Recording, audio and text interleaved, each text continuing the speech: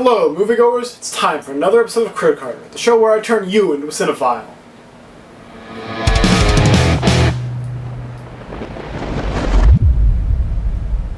This week I saw the new film SilentHouse, co-directed by Kentis and Laura Lau, written by Lauren Lau, and starring Elizabeth Olsen. While packing up her family's rundown vacation home, Sarah discovers that all may not be as it appears. She starts hearing odd noises from rooms where no one should be, and starts seeing people in the house where she knows no one is. This film, like so many horror films these days, was actually a remake of a foreign horror film, in this case, one from 2010, a Uruguayan film known as La Casa Muda, which, oddly enough, translates to The Silent House. What do you know? And the unique thing about both this film and its Uruguayan predecessor, I don't know if they actually achieved this, but it's purportedly done all as one single take.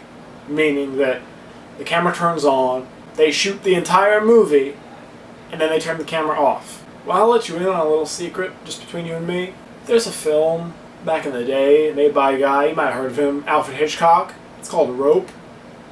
It's also purportedly a single take film, but if you know where to look, there are some cuts here and there, you know. Little, tiny things. You won't notice them, unless you're really looking, unless you've got a really trained eye.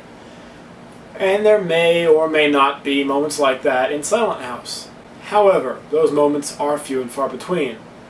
If I didn't know better, if this was the first movie I'd ever seen, I'm going into it and I'm thinking, wow, they made this all front to back, one go.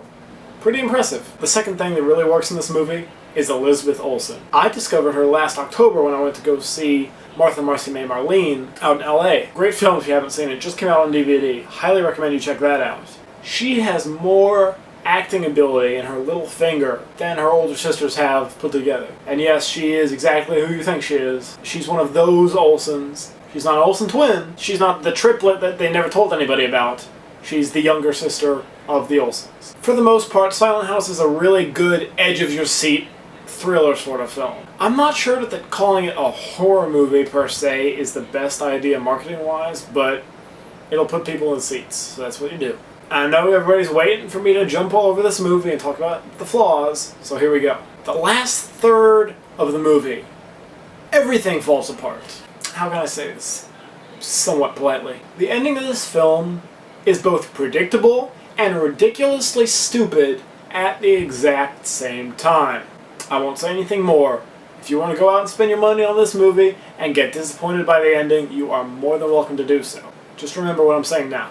Also, right before the big reveal at the end, there is a single moment of supernatural happenings that don't really, and that moment doesn't really mesh with the whole rest of the film. You know, it's like blood dripping out of the walls kind of stuff.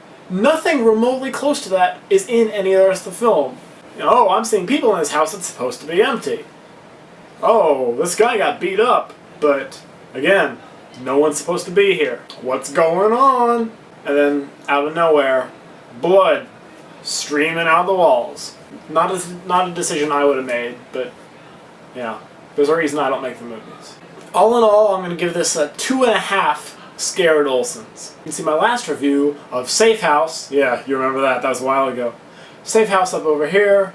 And next week I'll be seeing the film adaptation of 21 Jump Street, and then I'll link that review up over there. Make sure to, like, favorite the video if you enjoyed it, and if this was not a complete waste of the past 5 minutes of your life. And just, you know what, as an added bonus, if you want to take over this whole fade to black thing, throw me some video responses, just boom, fade to black. You know how it goes. Maybe I'll throw one on the end of one of these videos next couple weeks. Oh, and subscribe to my channel, of course. That's what it's all about.